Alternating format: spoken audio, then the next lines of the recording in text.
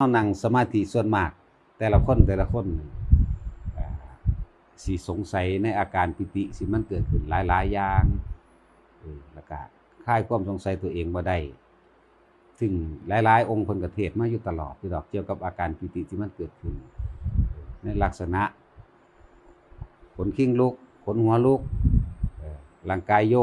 กซ้ายโยกขวาโยกหน้าโยกหลังหรือหมุนมือไม้สั่นลักษณะนี้ก็มีแล้วก็แสงสว่างทั้งในอาจจะเกิดขึ้นอันนี้แล้วก็คล้ายๆกับว่าตัวเองนั้นมีร่างกายใหญ่ขึ้นมั่งสูงขึ้นมั่งหรือมีลักษณะหัวใจวูบล่นลงไปข้างล่างมั่งลักษณะนี้ล้วนแล้วแต่ว่ามันเกิดจากอำนาจสมาธิที่เฮาบริกรรมหรือเพ่งภาวนาจิตมันร่วมอันนี้ก็เป็นสังขารอันนึงซึ่งบ่ได้เกิดจากการปรุงแต่งด้วยการคิดของเฮาเองแต่ว่าเป็นการร่วมความคิดให้มันอยู่ในอารมณ์เดียวแม้ขณะสิ่งเหล่านี้ที่เกิดขึ้นในอาการปิติก็ย่อมมีเหตุมีปัจจัยให้มันไปบังเกิดได้แต่ว่าในความบังเกิดนี้เกิดโดยอำนาจแห่งสมาธิโดยที่เฮาบ่ได้คิดเอาโดยที่เฮาบ่ได้ปรุงแต่งร่างกายเฮาสิรู้สึกสัมผัสได้โยกหรือความเห็นในจิตความเห็นทางในเป็นแสงสว่างเป็นคล้ายกับฟ้าเหลื่อมพุบจังซี่ที่นี่สำหรับความรู้สึกที่เกิดขึ้นทางกายก็มีขนลุกขนพองขนคิ้งลุกขนหัวลุกหน้าหยาชาคล้ายๆกับให้ไตจังซี่ล้วนแล้วแต่มันก็เป็นเหตุเป็นปัจจัยจากการทำสมาธิคือจิตตั้งมั่นความคิดเฮาตั้งมั่นและมั่นคงอยู่ในอารมณ์เดียวนั่นแหละนี่เป็นเหตุ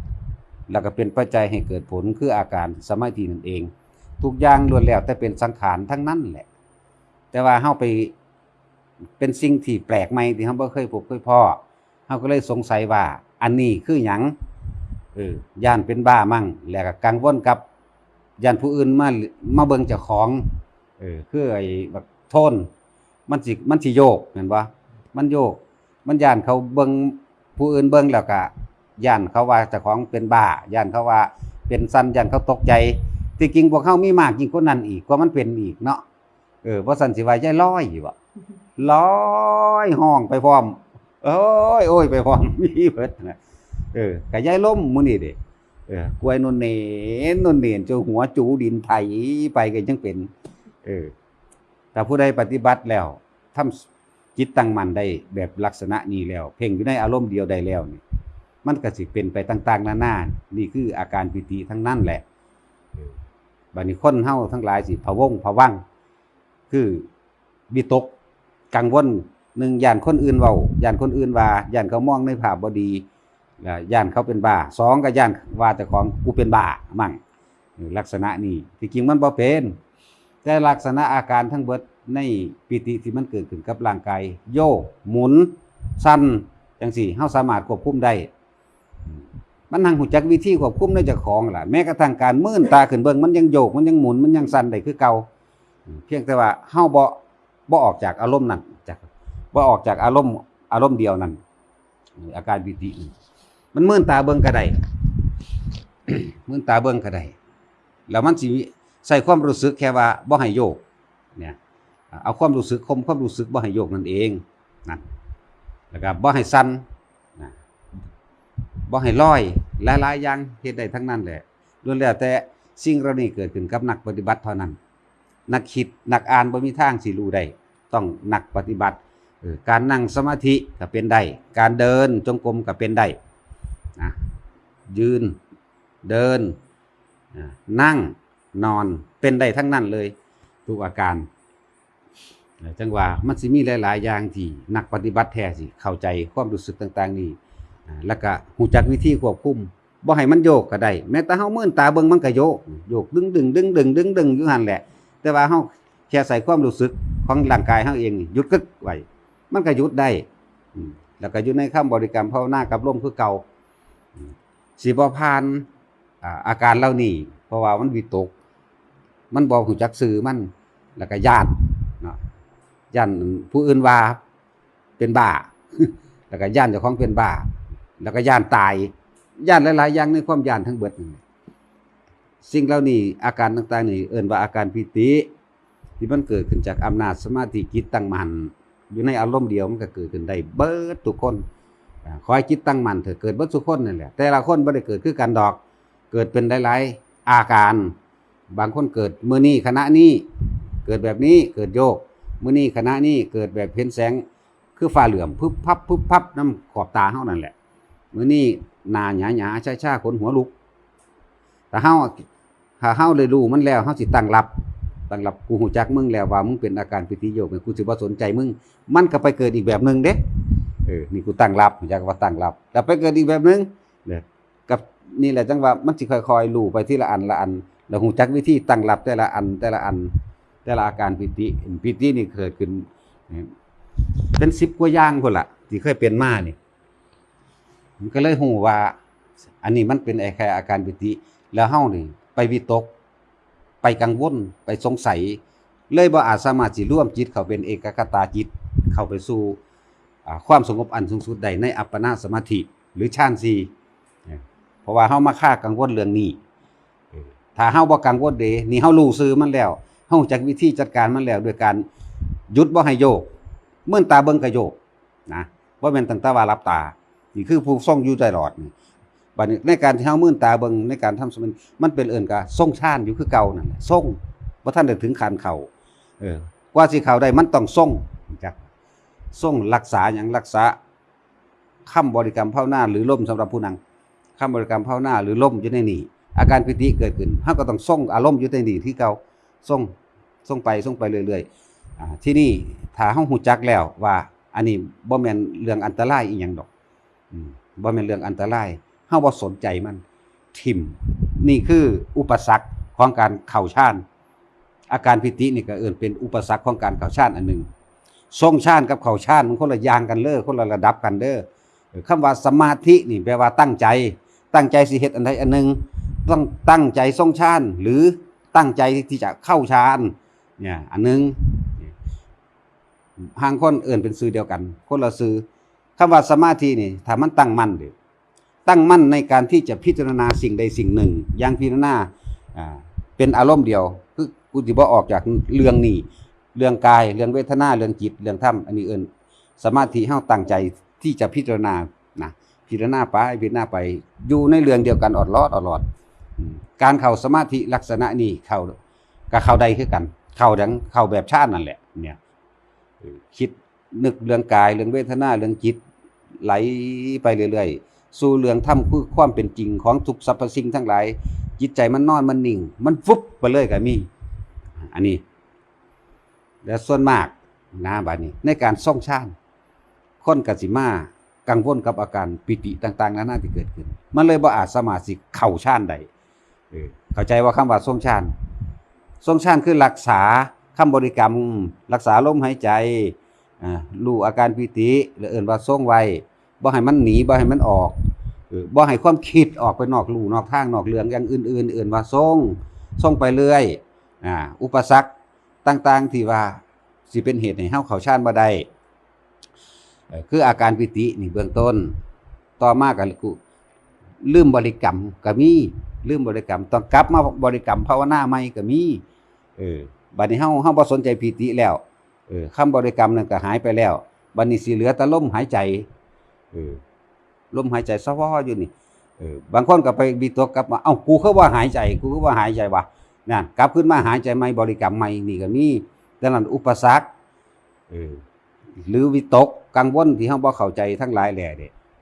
ในการว่าบ่กูคือบ่หายใจนั่นก็คือย่านตายฉะนั้นมันต้องโสตายจังซั่นว่าตายก็ตายตัวหายก็หายตัวนั่นนี่ตัวก็ฮู้จักชื่อมันมามากมาหลายอันมาหลายอย่างแล้วเพิ่นก็อธิบายมาหลายตลอดอยู่แล้วเลยจังซี่ตายก็มันตายโลดนี่ลมหายใจสิสั่นเข้านะแล้วมันก็ดับปึ๊บคำว่าดับปึ๊บมันเผลอไปเองดอกสิไปตั้งใจให้มันเข้าไปเลยก็เข้าบ่ได้บ่มีทางในการตั้งใจมีแต่ส่งอารมณ์อันเป็นกุศลไปก่อนหรือส่งฌานไปก่อนส่งไปเรื่อยๆคำว่าส่งหรือรักษาลมหายใจนั่นแหละรักษาไปนะเฮารักษาเพื่อหยังเพื่อสิมันเผลอไปของมันเองมันสิเปลี่ยนไปเองโดยธรรมชาติของมันเองดอกอันนี้บ่อาจสามารถสิ ปึ๊บเข้าไปสั่นซีเลยจังซี่บ่อาจสามารถทำได้ก็แล้วกันนะ1ถิ่มความคิด2ถิ่มอาการความรู้สึก3ถิ่มลมหายใจมันต้องถิ่มทั้งเบิดเลยโสตายเด้มันสิเฮ็ดได้แต่ว่ามันแม่นเรื่องตายดอกเว้าให้มันเป็นตาย้านซื่อๆเพราะซั่นเธอว่าถ้ามันอยู่ฝากตายบ่อยากรู้ทำอันใดอันหนึงก็ให้มันตัดสินใจว่าคนเฮาเกิดมาจั่งใดมันก็ตายอยู่แล้วนั่นบางทีก็ทำวิปัสสนาก่อนสิเข้าฌานก็ได้ตัวก่อนสิทรงฌานก่อนสิเข้าฌานก็ได้ตัวนึกถึงกายเวทนาจิตทำแล้วมันเบิดแนวคิดนึกมันคิดบ่ออกแล้วจังซี่อ้าวมันเบิดปัญญาแค่นี้เนาะกูนี่ก็กลับเข้ามาสู่คำบริกรรมหรือลมหายใจพร้อมกันคอยไปจังคอยถิ่มอาการปิติคอยถิ่มปิติหลายๆอย่างมันสิเป็นอะไรก็สร้างมันให้มันรู้อยู่ซื่อๆโดยบ่ต้องไปคิดถ้ารู้อยู่ซื่อๆโดยบ่ต้องไปคิดมันก็บ่วิตกบ่กังวลหยังอ้าวรู้หยังรู้อาการนี่รู้อาการโยกรู้อาการเห็นแสงสว่างรู้อาการขนหัวลุกรู้อาการต่างๆนานาแค่รู้บ่ต้องไปคิดหาซื้อมันรู้ไปเรื่อยมันรู้แม้กระทั่งลมหายใจดับพึบพุ่นตัวถ้ารู้ลมหายใจดับพึบแล้วเข้าฌานแล้วจักเป็นอัปปสมาธิถ้าเว้าเรื่องสมาธิแต่ฌานเอิ้นว่า4มีอยู่สุดซ้ำนั่นแหละแต่คนบ่ส่วนมากมันบ่ผ่านพวกเฮาปฏิบัติอยู่นี่คือผู้มาใหม่มันบ่เคยเห็นหมู่เป็นเนาะคือโทนนะบ่เคยเห็นหมู่เป็นมันเลยตกใจผมย้าน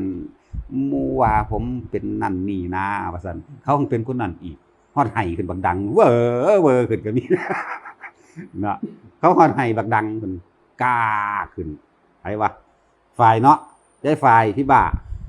ไห้เว้อขึ้นได้พี่บ้านก็เลยนี่แหละเห็นบ่เวลาจิตมันลงมันคือดึงของมันก็เป็นของมันเองไห้เว้อเลยนั่งไห้เอาคักๆเอามึงไห้เข้าไปว่าไห้ผู้สั่นก็สั่นเข้าไปมันสิมีฉายาแต่ละคนแบบมันเกิดขึ้นตามอาการคือยายร้อยนั่นล่ะยายร้อยก็นั่งอยู่ดีๆธรรมดาลอยไปลอยมาเด้นี่ในความรู้สึกของเขาอาการของเขาน่ะมันลอยบัดนี้เขาบ่อาจสามารถควบคุมร่างกายตัวนี้ได้เพราะว่ามันเป็นของใหม่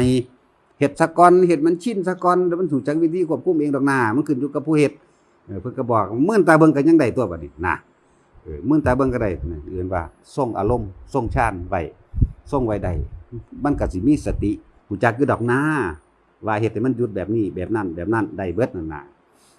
ลอยล่ะอย่าลอยความรู้สึกเราลอยแต่ว่าร่างกายเฮาที่พวกเฮาเห็นนั่นน่ะเราก็เฮ็ดไปจังซี่ ไปหมุนหลวงควางโน่นเนนโงนเงินมีเบิด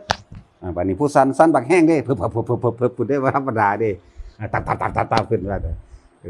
มื่นตาเบิ่งมันก็สั่นจุงสิคือเก่า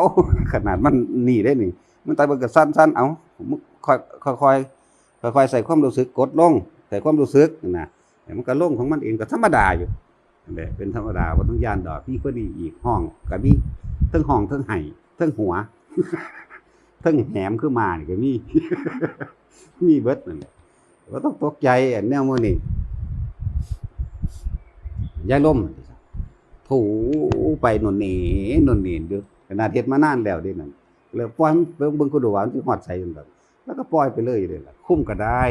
เอาควบคุมได้นะสิบ่ให้มันสั่นไว้นั่นนั่นล่ะหลายๆอย่างที่คนปฏิบัติเท่านั้นสิรู้เดินจงกรมก็เป็นเด้อสิบอกให้เด้อ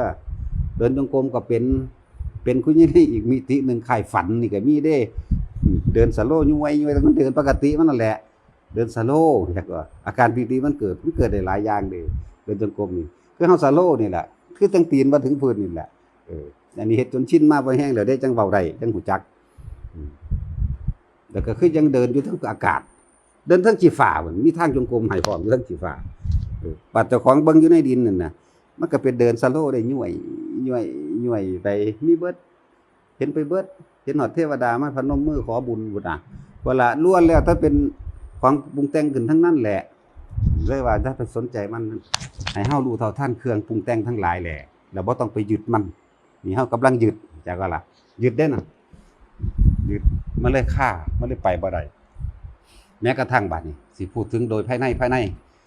คำว่าภายในที่เฮาไปเห็นในอีกมิติหนึ่งเฮาไปเห็นยึดในโลกบ่มีจังซี่ก็บ่ให้ยึด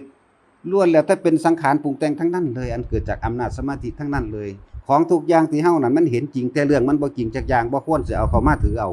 เข้าใจว่าล่ะบ่ควรถือเอาจักอย่างอันนี้แหละตัวสำคัญตัวการ ทิ้งความรู้นี่ทิ้งสิ่งที่ไปรู้ทิ้งสิ่งที่ไปเห็นนี่สำคัญนะบ่ให้ยึดต่างๆแม้ขนาดที่เฮาเห็นเทพเทวดาอินพรหมสวรรค์สั่นนั้นไล่ไปเลยตะลุกขะเทวดาภู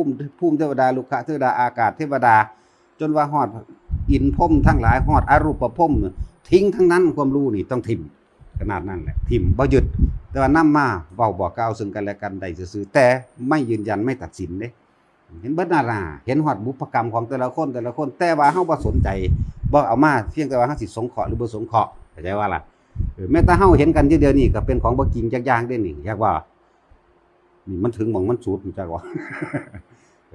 มันเฮาเห็นกันอยู่นี่ก็บ่แม่นของจริงจักอย่างทุกอย่างนี่เป็นอนัตตาเบิดบ่มีเป็นสุญญตาทั้งเบิดเลยไปฮอดโลกฮอดหยังไปพุ่นล่ะนะเข้าขนาดนั้นบ่รัดเอา แต่เป็นธรรมดาพวกเฮาคอยผ่านไปทีละความรู้สึกทีละอาการคอยผ่านไปแล้วแหละคนมาพ้อกับตัวเองเด้มันจังเข้าใจลึกซึ้งได้แม่นว่าล่ะคือจากของพ่อมานานนั่นแหละแต่ว่าบ่มีผู้นั้นบางทีดับพึบกูบ่หายใจมึนตาปึงขึ้นมาก็มีเบิดในนิมิตนั่นมันคล้ายๆกับเฮาเป็นอีหลีนี่คือเขาเจ้ามาคือจังนิมิตต่างๆที่โดยในภายในนี่คือจังผีสิมาฆ่าเฮานี่ก็มี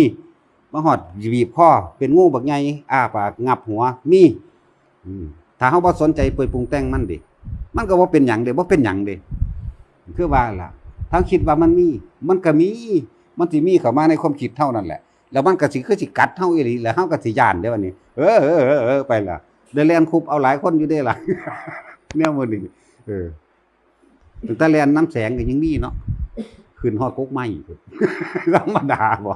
มันบ่ได้ฮู้โตเด้สิบอกให้เด้แต่มันเป็นไปจังซั่นแล้วนั่นน่ะเฮาฮู้จักอยู่เด้ว่าเขาอยู่ในภวงใดภวังค์ใดในขณะที่เขาแล่นไปนั่นน่ะ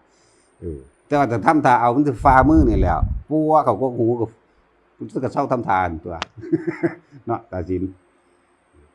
ว่าฮอดไสดอกทอแม่งหิงหอยปิ๊บ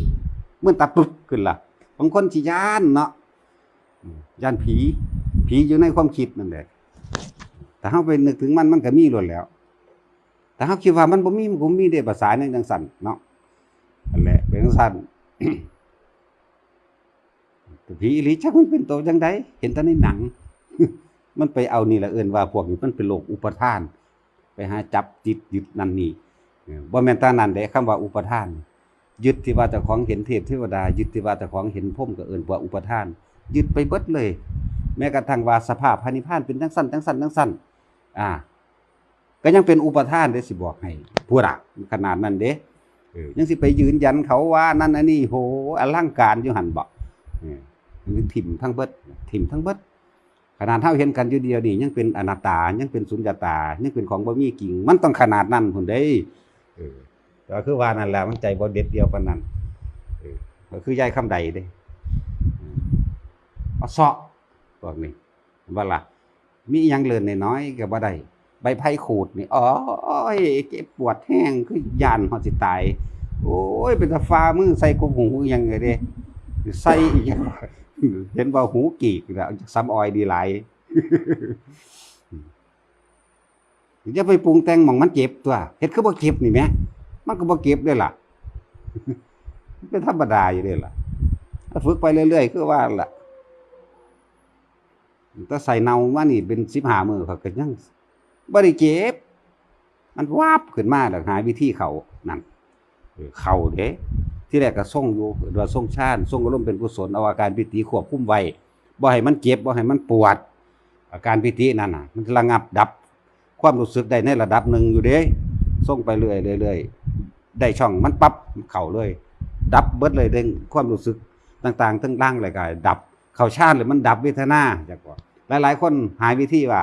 ที่ถามมาจะดับเวทนาได้ยังไงมันไปค่าคิดว่าปวดเด้ปวดเด้จังหันมันทั้งปวดเก่าๆออกมันคือสิขาดออกพุ่นตัวธรรมดาทั้งคิดทั้งปวดตัวอย่าไปสนใจก็ยังว่าอยู่บ่ได้ใส่ใจได้ว่าคำว่าเฮาว่าอย่าสนใจมันให้อยู่ล่มว่ามันเข้าลึกโดยบ่ต้องไปสนใจหยังอีกมันสิดับเองดอกบ่มันสิเผลอไปดอกน่ะยังไงอยู่หั่นตัดทิ่มเนาะมันยากหลายก็เลย ก็ยังว่าเฮ็ดไปตามนี้ซะก่อนดับเวทนามันก็เจ็บปวดธรรมดาก็รู้ว่ามันเจ็บปวดตัว พลิกมาทางปัญญาก็ได้เด้ล่ะร่างกายนี่บ่เป็นของเจ้าของเนาะนะสิมันบ่สามารถสิระงับความเจ็บปวดบังคับบ่ได้ว่ามึงจะปวดมึงก็ยังปวดอยู่เนาะนี่มาทางวิปัสสนาก็ได้เด้ล่ะเนี่ยพลิกไปพลิกมาใส่ปัญญาเอาตัว